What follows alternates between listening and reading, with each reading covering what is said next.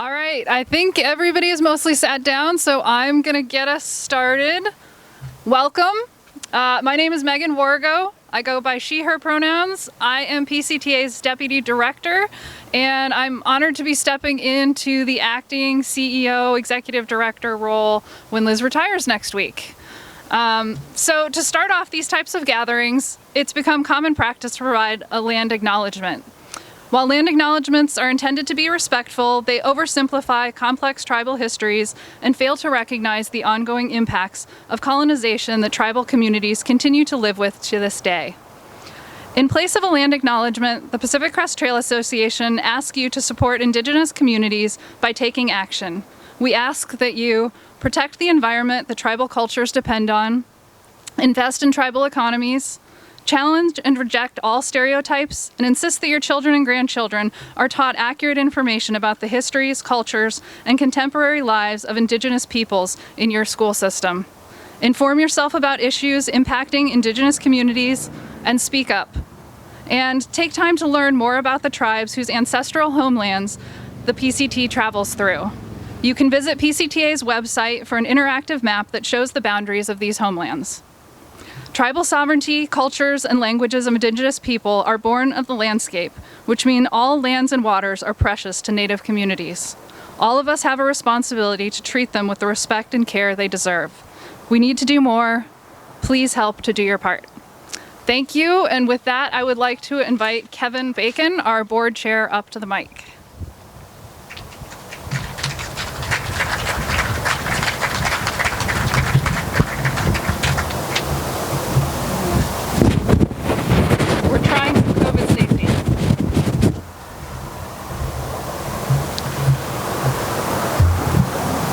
Thank you, Megan. And first of all, I want to welcome all of you for coming to this annual membership meeting. You and the support you provide are the fuel which powers PCTA and our work to try and not only protect the trail, but make it available to all kinds of people who love the land and love the experience of the PCT. I want to first of all also thank the staff of PCTA who made this meeting possible. There's a lot of work that goes into making a big meeting like this happen, and I think we should all give them a quick round of applause.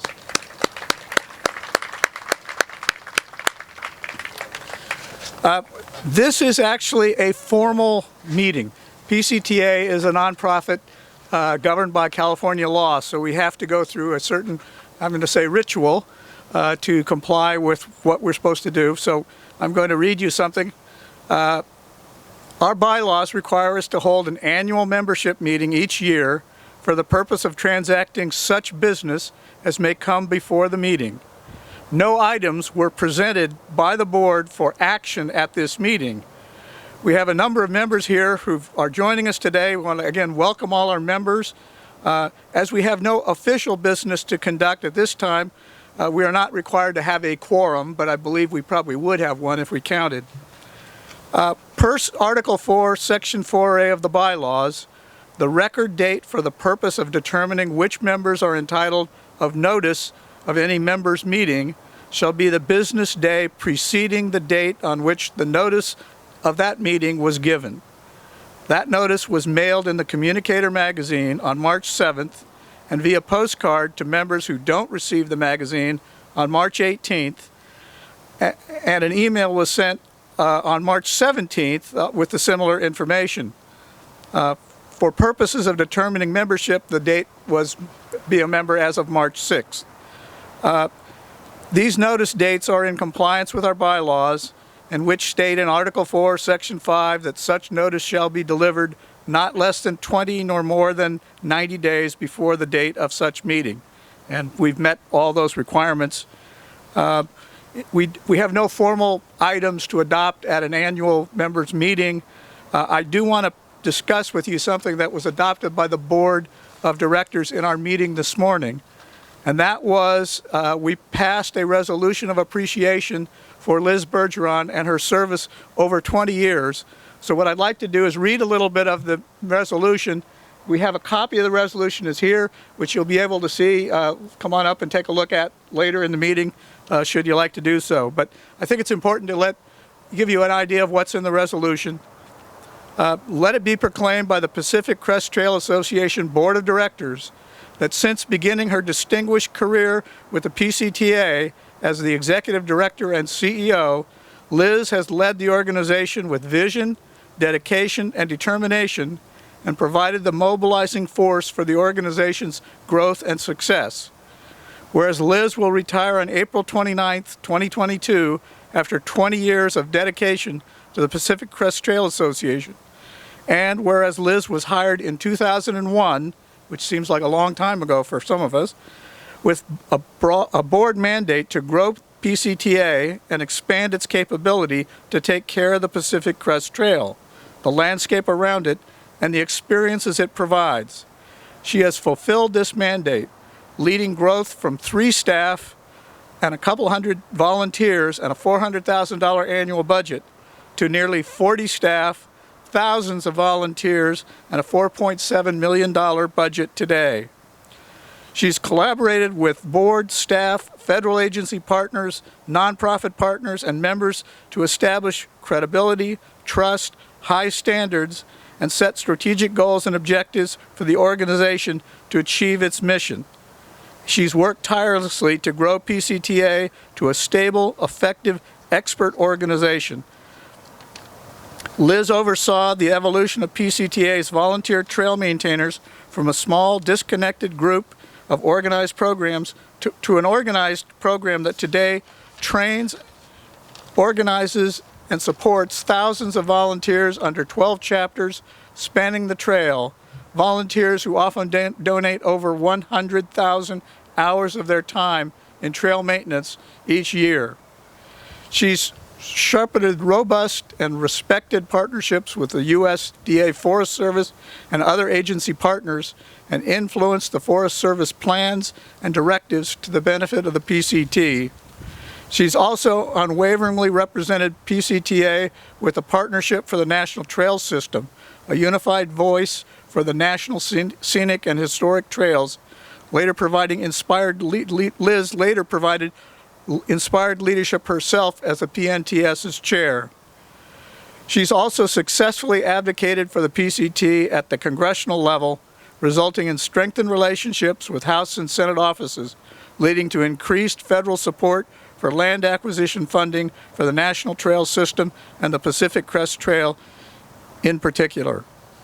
Now, therefore, this board does hereby confer upon Liz the highest commendation for her manner in which she has performed her duties with the Pacific Crest Trail Association and for her exemplary contributions to the Pacific Crest Trail, with special thanks for her leadership, professionalism, dedication to service, generosity, and kindness. It is hereby declared that the Pacific Crest Trail Association presents this resolution of appreciation to Liz Bergeron as an expression of the board's gratitude for her dedicated service to the Pacific Crest Trail Association. This was adopted this day, April 23rd, 2022. And again, after the event, you can come up and take a look at the resolution.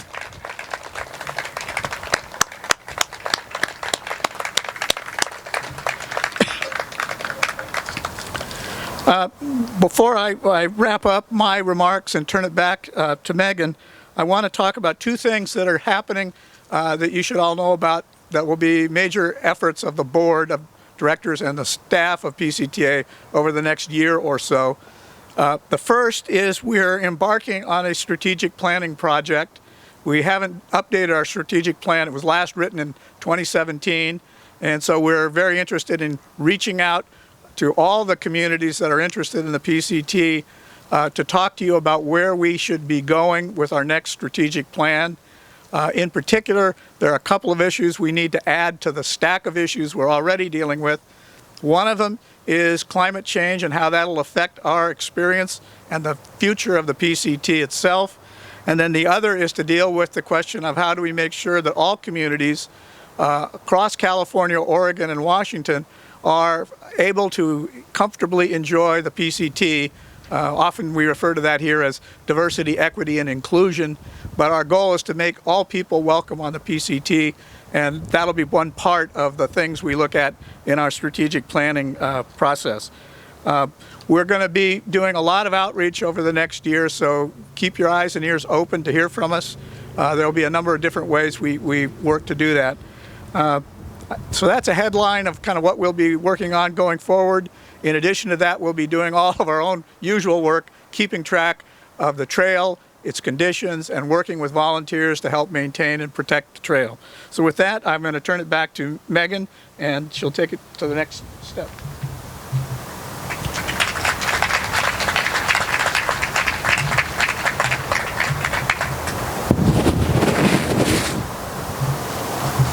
All right, well, I am still processing being at an in-person meeting and not talking to you all by Zoom.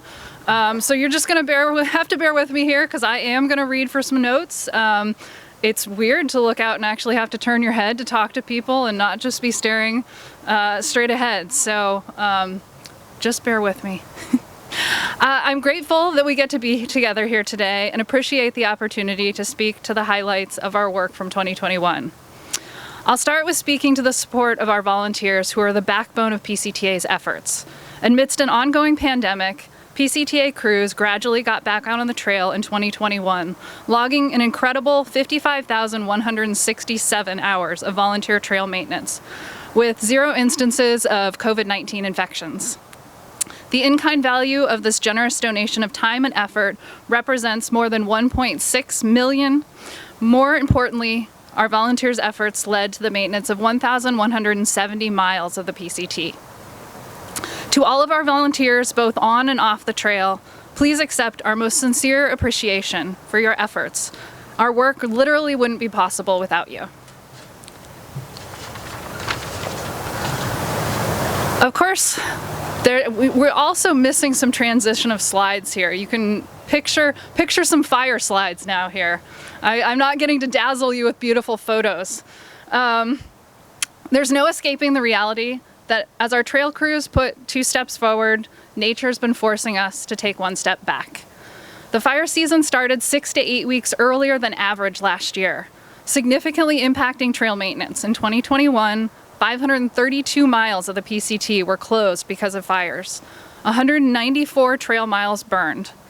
Many trail maintenance projects were delayed or canceled. Throughout the ever-lengthening fire season, PCTA closely worked with land management agencies to keep the trail community updated on complex and rapidly changing closure orders along the PCT. We're actively working with agency partners to develop and execute restoration plans and this work is ready to move forward as the maintenance season opens. I'd like to share with you some of our advocacy successes from last year. Advocating for the PCT is, of course, an important part of our work. Every year, a contingency of PCTA staff, board members, volunteers, and supporters convene on Capitol Hill to speak to the issues that matter most. As during 2020, our Hike the Hill efforts were conducted virtually in 2021 too, and the federal budget was our top priority. This included an ask for increased funding to refill a number of Forest Service positions to help us get projects approved and completed more quickly. During Hike the Hill, we also shared our concerns about climate change and its effect on the PCT and the surrounding landscapes, including more catastrophic wildfires, heavy rains, floods, landslides that are increasingly damaging the PCT. This new paradigm will make it harder and harder for PCTA and our volunteers to keep the trail fully open. In 2021, PCTA began receiving significant new funding through the Great American Outdoors Act. This historic legislation was signed into law in 2020 and provides full and permanent funding for the Land and Water Conservation Fund and just over $9 billion to address a huge maintenance backlog in our national parks, forests, monuments, and other public lands. This legislation has allowed us to hire full-time and seasonal staff and work through shrinking the maintenance backlog on the PCT, though it won't eliminate it. Our land protection program is another area that has seen growth and success in this last year. It gives me great pleasure to share with you that just this week, PCTA transferred to the Forest Service a property we purchased in 2021. We had to move fast to take this vulnerable Paiute Mountains property off the market, which was zoned to allow for 1 recreational home. This acquisition protects the scenic and wildlife habitats on the property and thankfully saves the PCT from having to be rerouted back into its trail easement on a dirt road. The 10-acre property is now part of the Sequoia National Forest, where it will enjoy permanent protection and be accessible to all. This sale from PCTA to the Forest Service also means that the funds used to acquire and protect the property will be recycled back into our Land Protection Fund, where we'll be able to use it to protect other threatened properties along the PCT. That brings me to the role that private individuals play in the making of our land protection work. The Paiute Mountains property was saved largely because of the generosity of 2 individuals who contributed to our Land Protection Fund to enable PCTA to acquire and transfer the land. Another example of the land protection support we sometimes rely upon is through outright purchase of lands along the PCT by individuals. In 2018, a property came on the market that included 1.2 miles of the PCT. The Picayune Lake property, as we've come to call it, is in the Trinity Alps of Northern California. There was a catch when this one came up. The owner wanted to sell fast. The property was up for auction and the stakes were high. This is an ecologically valuable property that had been in the ownership of a timber company for over 50 years. Neither the PCTA nor the Forest Service had the money to move that quickly. We didn't even have time to raise money from concerned donors.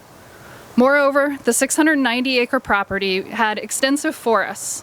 Any buyer not sympathetic to the PCT might have harvested that timber and seriously impacted the changing the view and experience on the trail. Fortunately for the trail, we shared the news of this property with Hank Magnuski, a longtime trail angel and PCTA supporter. Hank realized that this was a once-in-a-lifetime opportunity to help protect the trail and the views along it for generations to come. Hank and his wife Cindy enlisted the support of another partner who is also very conservation-minded. And to cut the story short, together they were able to secure the winning bid. And this year we'll be finalizing the transfer of that portion of that property and the 1.2 miles of the PCT to the Forest Service. We can all rest easier knowing that this portion of the trail and the viewshed it enjoys will be permanently protected. And hold the applause for a second. I know that Hank is actually in the audience with us today, so I'd like to ask Hank either to wave his hand or stand up. Now applause.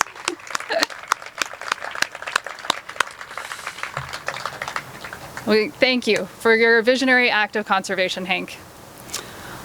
All right, much of PCTA's work is often invisible and behind the scenes. Many are surprised to learn that some of our most important tools are not picks and Pulaskis, but technology. In February of 2021, PCTA transitioned into a new cloud-based database that enabled all functions and services to be integrated across the entire organization. This has improved PCTA's ability to understand, engage, and follow up with many of the constituencies that comprise our PCT community.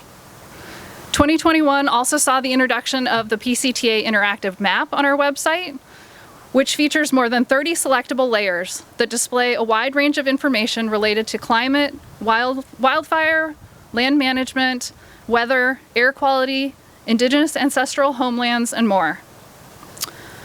I'm getting close to wrapping up, I promise. I see that Leslie already has the 0 on her tablet.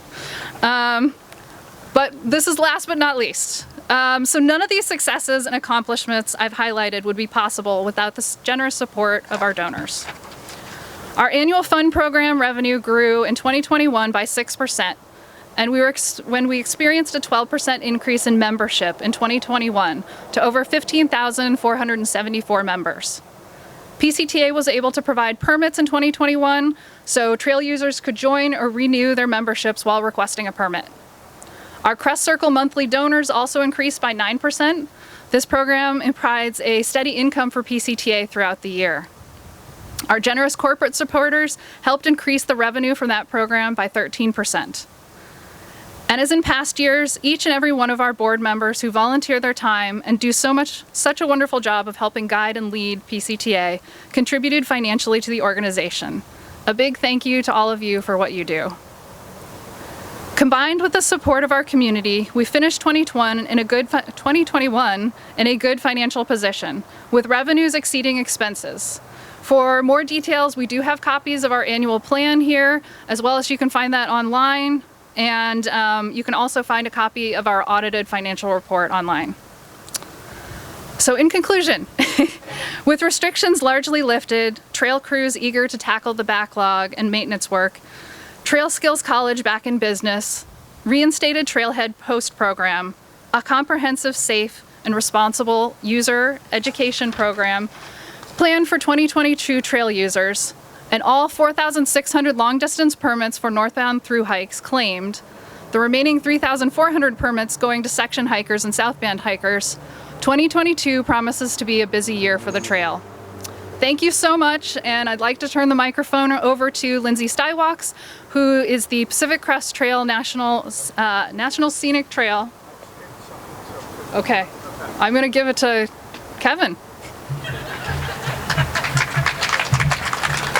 Thank you. Unlike the other Kevin Bacon, I blew my lines. I forgot something to say, so hang on a second here. Another thing that happened today was our past chair, Rick Thalhammer, stepped down from being the chair of PCTA board. He was chair for several years and dealt with COVID and all sorts of other fires and every kind of issue you can think of, and did a great job as sort of a steady hand on the tiller for our board. And so in honor of his service, we have a little gift for Rick. So I'd like Rick to come up here. I know he's back there. Don't hide. I see you. So come on up.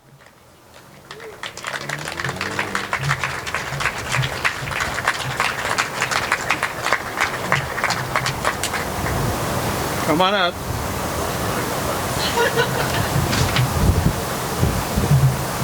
It's only appropriate that we give Rick this ceremonial axe, okay? He probably could have used it to deal with some unruly board members, but we're going to give it to him today, and thank you, Rick. It's engraved, and have a look. Fantastic. Thank you all.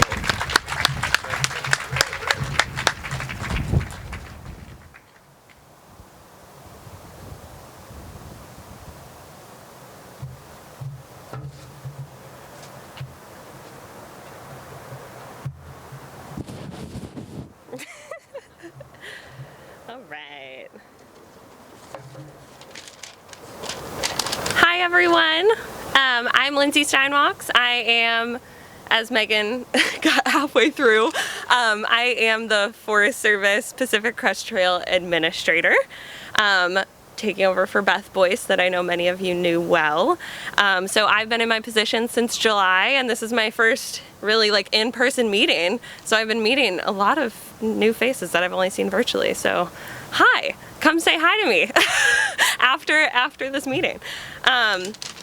So to kind of dive in and add on to, Megan gave us a really great overview of some of the accomplishments of this year. Something else to add on to already all those great deliverables is the rollout of our foundation document for the Pacific Crest Trail. Hopefully we will be seeing the official rollout in next week or 2 weeks from now. It's been signed. I'm waiting for some publishing things to get worked out, so it's very exciting. And so the foundation document is a companion document to the comprehensive management plan for the PCT, and it is going to provide a deeper understanding of our resources, values, and history of the trail. And it's going to serve as a cornerstone for management considerations, decisions, and planning efforts surrounding the PCT. So I won't go into any more details on that, but there will be a very great article in the upcoming Communicator from me about this topic. So I really look forward to you all reading that little teaser. Look forward to it. So we have the foundation document, which I am really excited about, and it's going to be great to share with all of our partners, but also all of our agency staff for managing the PCT. Next is talking a little more detail about the Great American Outdoors Act. So I know many of you might have seen an article written by Togan Kapoza earlier last year about the Great American Outdoors Act funding that we received in 2021. We received $4.5 million to complete deferred maintenance on the Pacific Crest Trail through core crew work and volunteers. And just last month, we received our 2022 project award, which is another $2.5 million. Very exciting. Yes, so that puts us at about $7 million to do deferred maintenance along the Pacific Crest Trail. So as Megan had mentioned, the PCTA has hired regional stewardship coordinators and a trail-wide training or volunteer training coordinator, as well as I have just brought on and are starting in next week and 2 weeks from now, 2 new Forest Service staff members that will be working very closely with the PCTA to implement this project. So yay for staffing, yes. As well as our partners, SCA, ACE, and the Washington Conservation Corps. They all have been doing great work, bringing on tons of staff, doing lots of hiring to make sure that we can staff up to get great work done in the field. It's a lot of work doing that and hiring, so just thank you for everyone with your efforts of bringing on good people and getting ready to get a lot of work done over the next 5 years. So those are my big report outs, and next I'm gonna turn it over and I'm gonna share a few thoughts on Liz's retirements from Beth Boyst, the former PCT administrator. So I'm gonna be reading here. So picture Beth. Liz, congratulations on reaching the milestone achievement of retirement. I'm so sorry I can't be here to celebrate you today. We walked a path together on the PCT and off, where I saw you nurture the PCTA and the trail itself in order to gain strength and protections that will ensure that future generations will enjoy all the trail has to offer. I remember clearly the day in Washington, D.C., where I heard you suggest to the Department of Interior leadership something that was a new idea, that our national trails could be considered a collaborative landscape. Your advocacy that day paved the way for an infusion of LWCF funding for the PCT. Thank you for always looking out for those types of opportunities and championing our trail. I know that you and Lori will have lots of fun in the days ahead, and I wish you all the best in your next adventure. So, with that, I just wanted to recognize you for your many years of dedicated and passionate service, Liz, and wow, to try to find something to really embody that was really hard.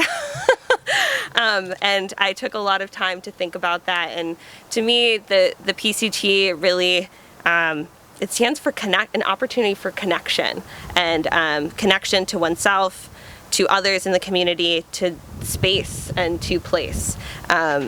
And I wanted to find a way to embody that, and so I have a quick little story, but there was an artist that when I first started working with the PCT on the Cleveland, I didn't really know anything about the PCT. I started following some through hikers that were starting at the Southern Terminus on Instagram. I was like, this will be fun. Social media, that's how I'll learn things. And I started following an artist, Lindsey Fox, and I didn't know anything about her. I just knew she was through hiking, and I thought her art was cool. And through the years now, she finished her through hike, and she has become a successful and thriving artist. And she completed plein air watercolors while she was through hiking the PCT, and she has continued to do plein air paintings now, and she has a studio in Portland. And I just thought it was a great way to show that connection of someone finding their passion and their calling on the PCT. So Liz, I would love to award you with a print from Lindsey. Woo, there's so many things there. Oh my gosh, that is beautiful. Oh, thank you. And one little addition, there's a card from me. Yes.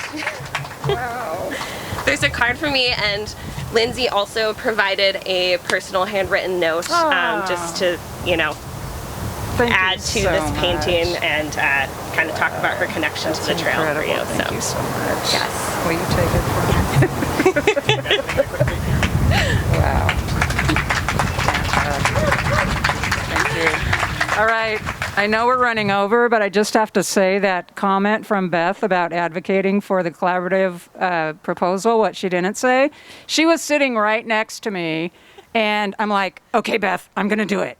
But tell me what to say, because like she had the natural resource background, not me, but I could stand up and say it. So that was an awesome day. Thank you.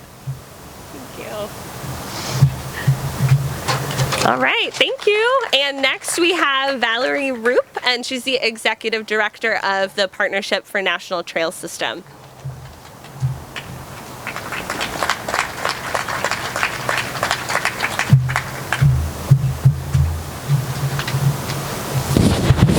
That makes a lot of noise. Sorry. Hi, everyone. I'm Valerie with the Partnership for the National Trail System, and I was asked to tell you a little bit about the partnership today. So the Partnership for the National Trail System is a convener or collective voice, resource, and hub of information for national scenic and historic trails. We work in cooperative agreement with federal agencies that manage the land, that administer the trails to further protect, complete, gain recognition, and stewardship for the trails. Our members are the nonprofit organizations that co-manage the 30 national scenic and historic trails and other trail advocates. In short, the partnership connects and supports the people, or institutions, and organizations that make the national trail system great. Because together, our collective voice and collaborative action achieves greater results. PNTS began informally in the 1990s. I wonder if maybe someone here was there at the time? Great, fantastic. So it started when there was only 17 national scenic and historic trails, and they recognized that there was a need to come together to amplify national trails as collaborative advocates. While the system has grown, PNTS continues to be a resource facilitator and forum for systemic issues. Each trail organization has a seat at our Trail Leaders Council, a group that helps to identify PNTS advocacy and programmatic priorities. Each year, PNTS organizes annual events such as Hike the Hill that Megan was mentioning previously.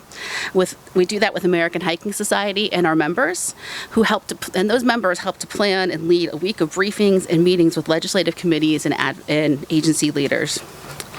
We organize trainings, webinars, and workshops to help members partner with the broader public and members of the broader public to hone their knowledge and skills to manage trails and activate them as well.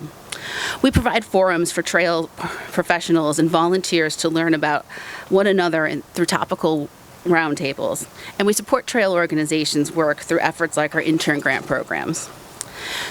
Through our career exploration program for trail apprentices, we help young adults develop leadership skills and networks needed to help create the next generation of trail leaders. We also take on special projects to address gaps in resources. For instance, we recently completed a GIS-based decision support tool to help trails identify potential courses for land acquisition. And earlier this year, we launched an Indigenous mapping and research project where we'll be overlaying ancestral lands on top of the National Trail System and developing tools and trainings to help foster meaningful relationships between Indigenous communities and trail organizations. PNTS is a small organization but we have very, very active members. We actually just increased our staff this month to 3 full-time staff and 2 AmeriCorps members, which is huge for us. So the amount of work we do is because of our members.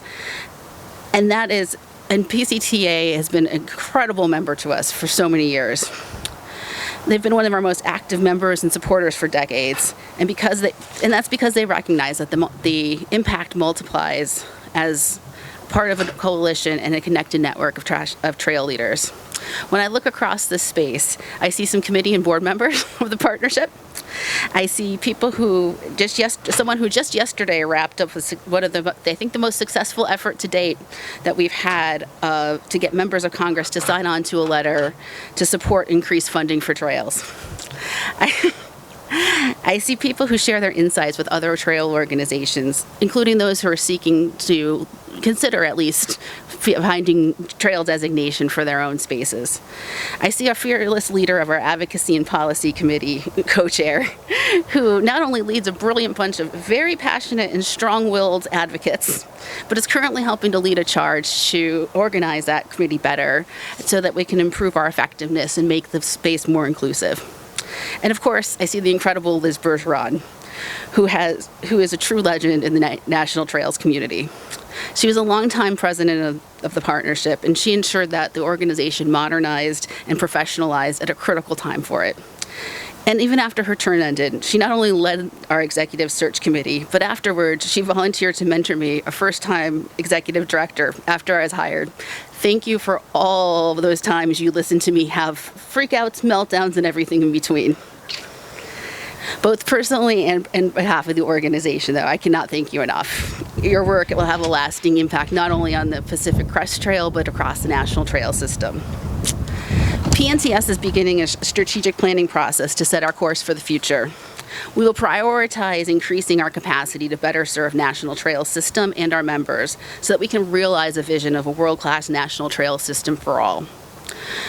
There will be opportunities for our members and for our members, including all of you, and for the general public to comment and give input. And we truly hope that you'll be involved in that planning and in the work that we'll be undertaking moving forward. So thank you very much. And next, I completely apologize. I spaced out. I'm introducing Jennifer Tripp. Oh my goodness. Sorry, this is actually the first time I've spoken in front of a group of people for the partnership done on Zoom.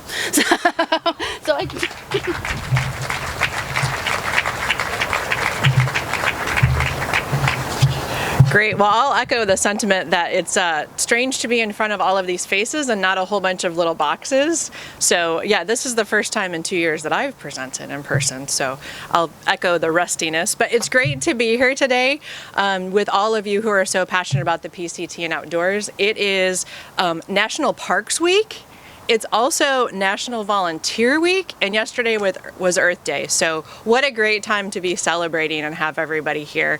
It's really nice to see our partners. We have some nonprofit partners. ACE, American Conservation Experience, the Tahoe Rim Trail is here today.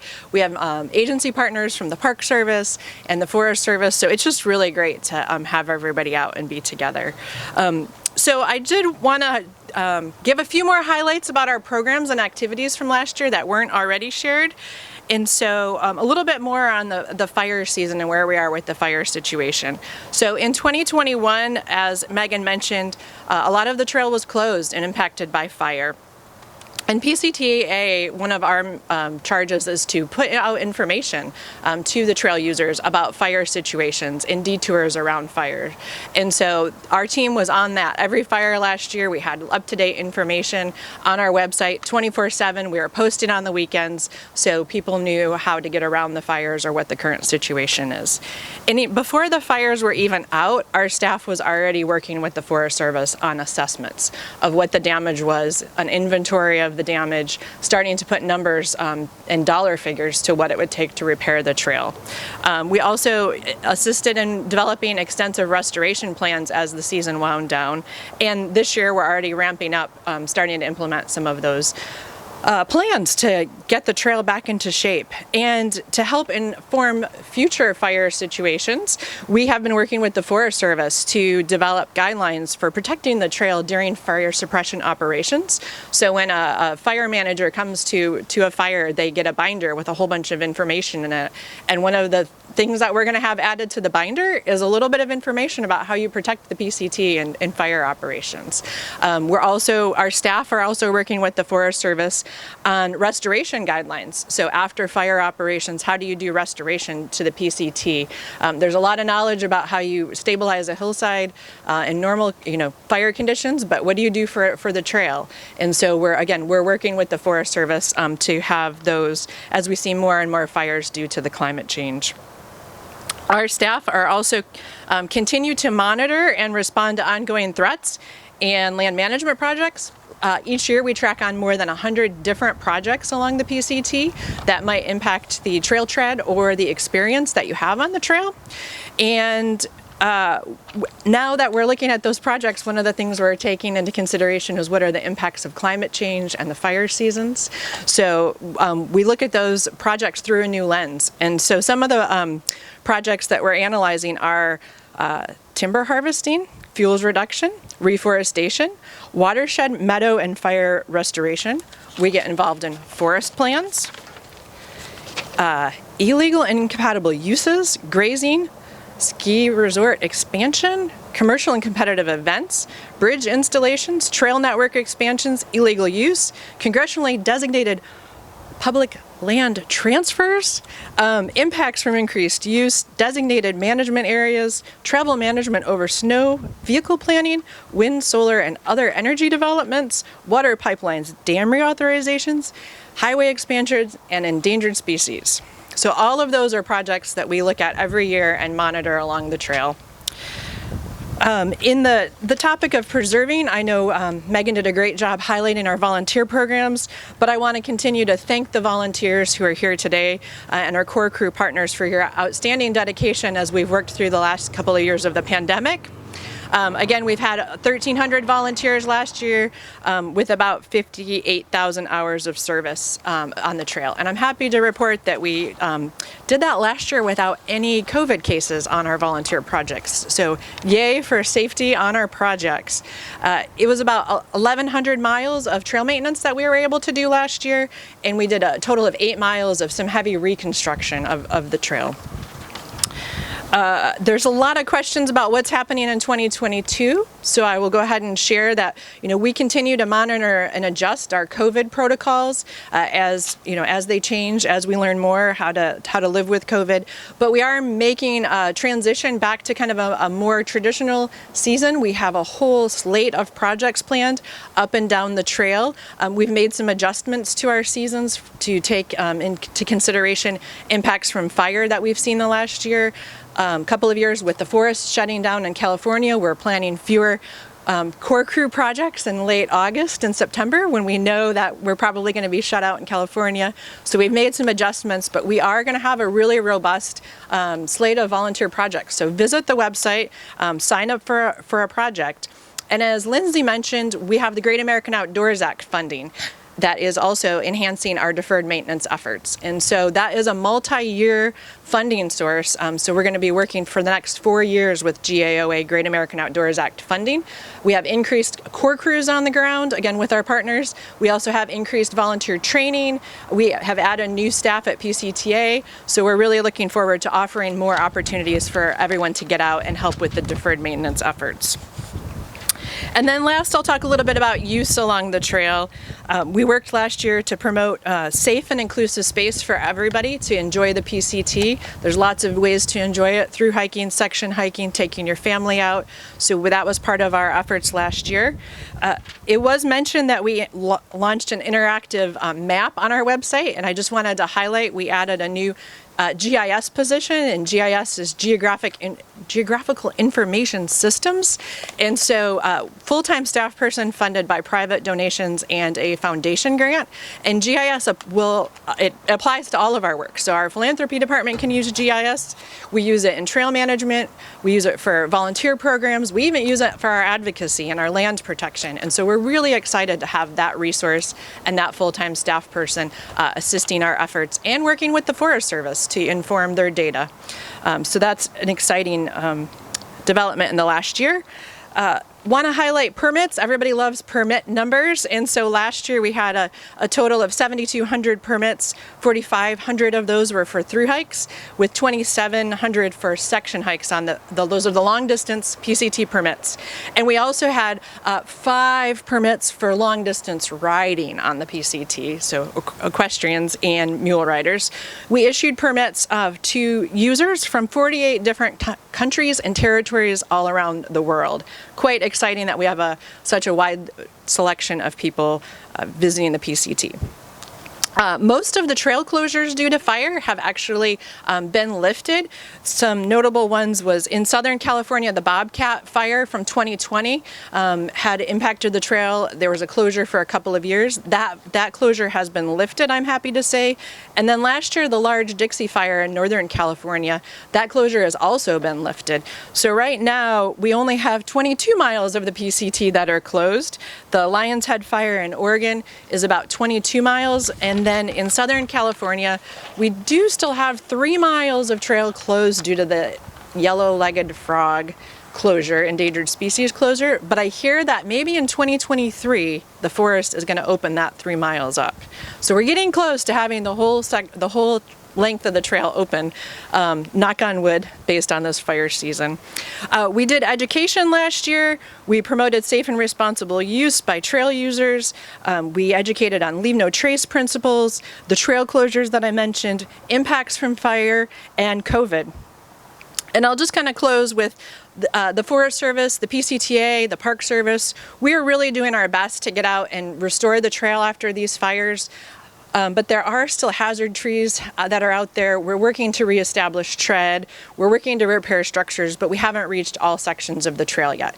So when you go out and enjoy the trail this year, please use extra caution when you're hiking through those burn areas or riding through those burn areas, because we might not have gotten out to each and every section. So with that, I hope I answered. There are a lot of questions that were submitted as people RSVP'd for the event. I hope I answered all the questions. If I haven't answered your question, we'll follow up with you personally. I want to thank everybody again for supporting the PCTA and the PCT in the many ways that you do. And I hope to see people out on the trail this year as we get out and start to kind of re-engage in a normal field season. So thank you so much. With that, I'm going to ask Anitra Kass, our Southern California regional representative, to come up for a few minutes and share a tribute to the late volunteer leader, Pete Fish. Do you want me to stay up here with you?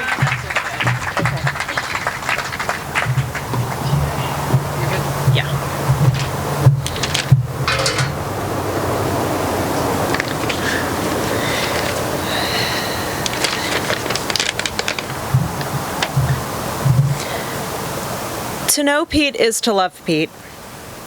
As many of you know, a little less than a month ago, Pete Fish, legendary volunteer, passed away.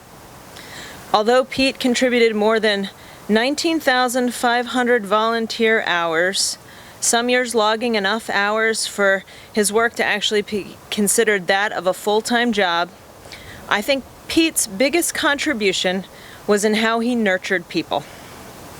Even meeting him for the first time, you felt like you were This name tag has been giving me problems the whole day. Okay. Even meeting him for the first time, you felt like you were meeting an old friend. He treated people with kindness, caring, and compassion, and through that he fostered strong relationships with volunteers, agency partners, private landowners, and with me. The PCT, its users, volunteers, agency staff, and PCTA staff are better for having known Pete. I know I speak for so many when I say, I'll miss my friend.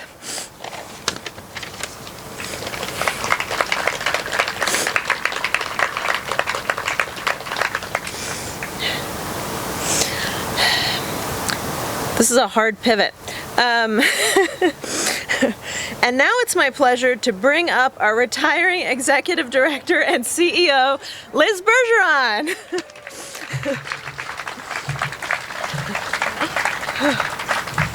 Okay.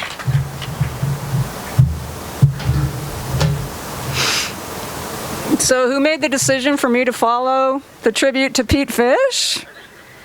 Oh gosh. It's nice to sit here and enjoy the annual meeting without having to lead it. So thank you, Megan, for stepping into your role so well. It's been fun since I announced my retirement to reflect on the last 20 years. And so many wonderful memories and stories. And of course, it's all about the people. right? My friends gave me a bad time when I took this job because I was working for a children's home. And they said, how can you do that? You're abandoning the children to take care of some stupid trail, because they weren't hikers, right? And I said, I really didn't know how to answer, right? And it wasn't until I'd been on the job for a little while that it's like, wait a minute, this is about people, because this trail benefits more than just the people who use it. So I was able to go back to them.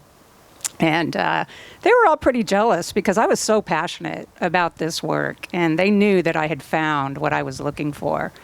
So today, I just want to say thank you. So Kevin talked a little bit about what it was like when I got here, and what a journey it's been, and how we've been able to grow. And it's because of you. It's because of we were able to raise private support mostly from individuals.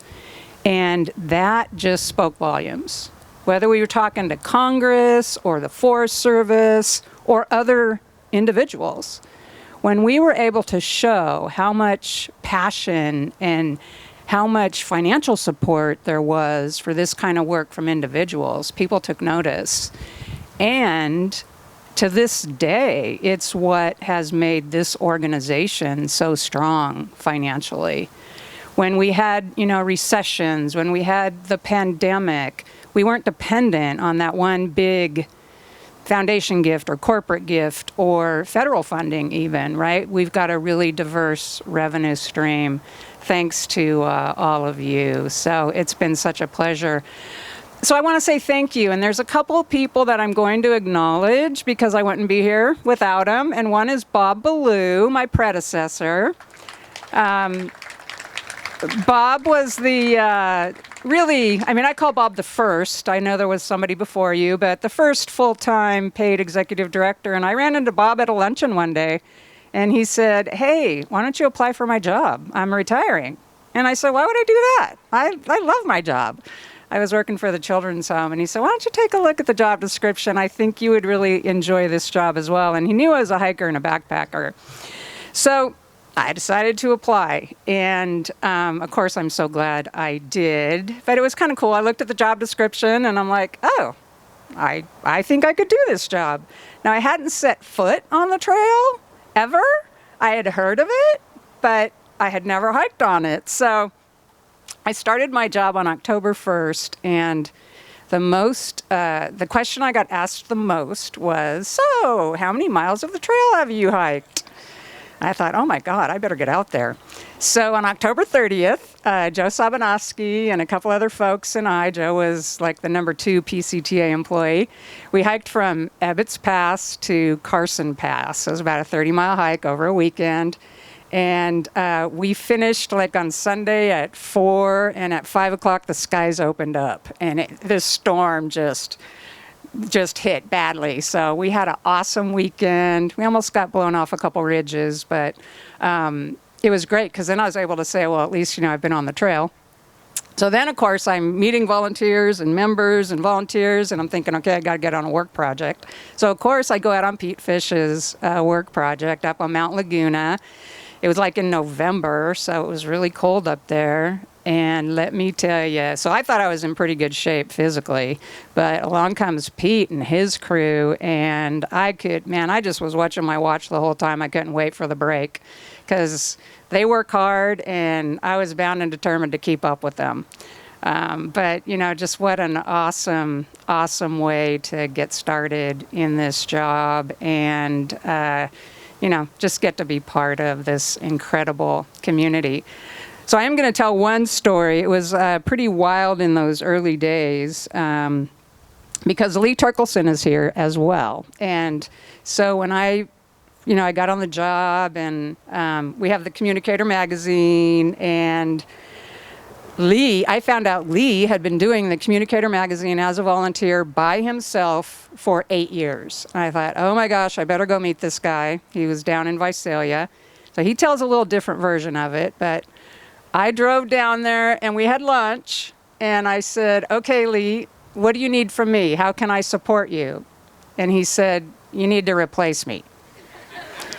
And I've been telling you guys this for a while, and I'm serious. And I'm thinking, oh my gosh, we had no budget to do that. And so I said, all right, give me a year. And I get back to the office, and I'm sitting at my desk, 5 minutes, and our fax machine went off. So I'll kind of tell you where we were at, right? And there was a fax from this person named Daniel Carmen, and he said, hey, my spouse just joined your organization, and I just wanted to offer my skills as a graphic designer. Do you think you might need my help? So I waited 10 minutes because I didn't want him to think I was desperate. He says his phone rang immediately. Daniel is still doing graphic design for the magazine to this day. And then we were able to replace Lee within his year time frame, but we didn't let him go. Lee still volunteers and runs our photo contest. And then there's one more person I have to acknowledge, and that's Lorraine Downer. Lorraine, are you here? Yes. Oh, good. Okay. So Lorraine, you were on my interview panel. I know. So, and Lorraine, I've known Lorraine since the beginning. I met her when she interviewed me, and we did a lot of hiking together over the years. We've become really good friends, and in 15 days, Lorraine and Meloise and my wife Lori and I are heading to Hawaii. And we're going to spend 11 days there, 10 days there, chilling out. Maybe doing some swimming and hiking and not much of anything else. So I'm super excited about retirement, and it's going to be hard, of course, to let go of the work here at PCTA, but it really helps knowing that we have an amazing team in place to carry on. And so that just makes it a whole lot easier. And really, after reading that resolution that Kevin read, it made me kind of tired. And I'm really looking forward to, after we get back from Hawaii, we have nothing on our calendar until December, except maybe some spontaneous trips, because I've lived by a calendar for 20 years, and I think I'm done with that. So really looking forward to retirement, going to see what life brings, maybe volunteer with Habitat for Humanity when the time comes, and, just enjoy the outdoors that I've come to love so much here. So thank you for making this journey possible. When I first was deciding whether or not I should take the job, like they called and offered me the job, and I was talking with a woman who was my mentor, and I said, what do you think, Lisa? And she just started laughing. She said, are you kidding me? Do you have to think about this? So I didn't have to think long. So thank you.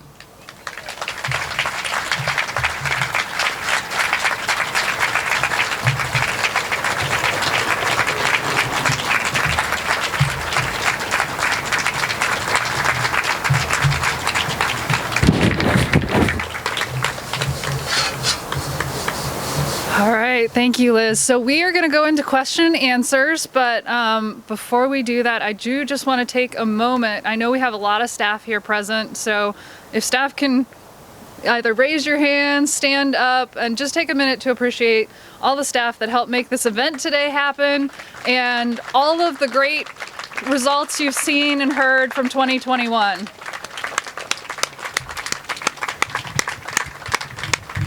And with that, I would like to invite any other staff that'd like to come answer questions with me up here. And I have the mic. Looking at you. That would be me.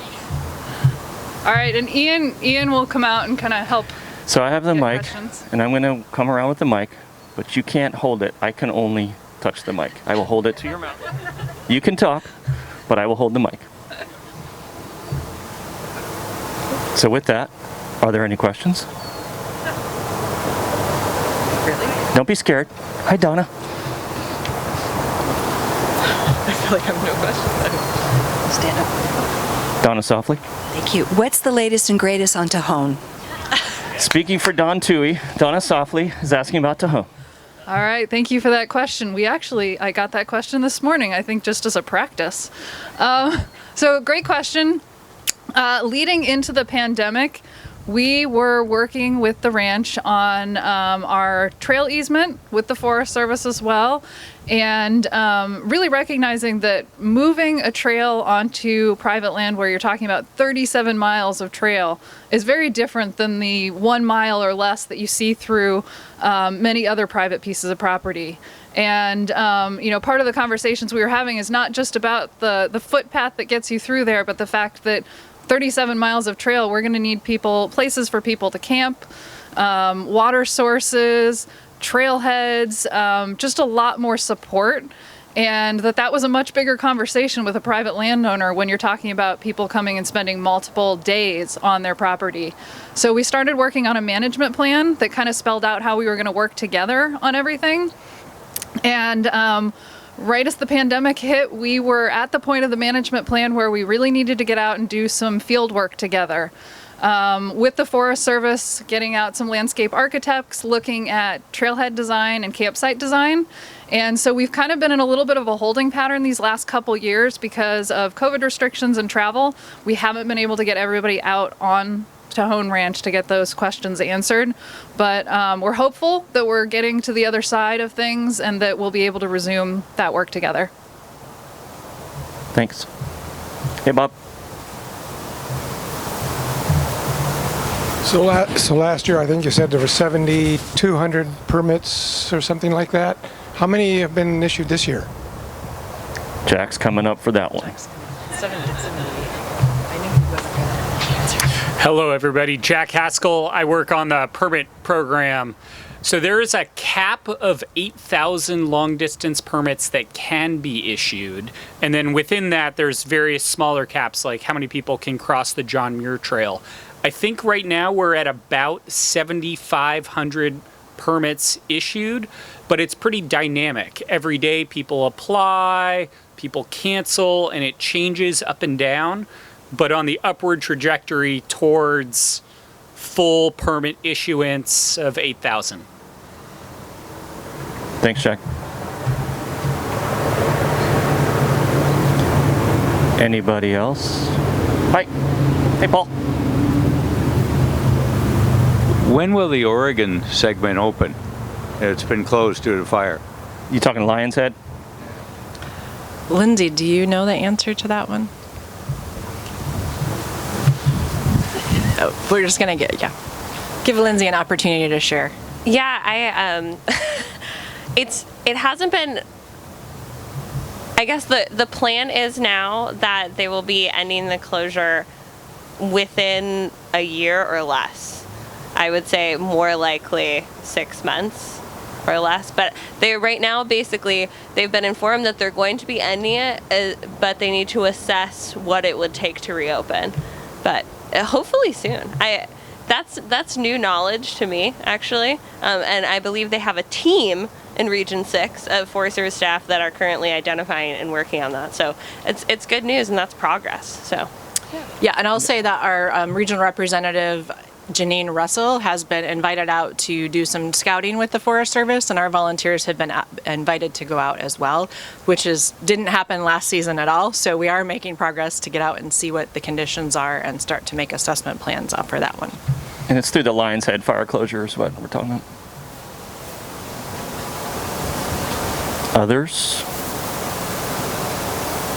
Wow, it's a very relaxed group today. You're ready for snacks. I'm a pretty good beatboxer.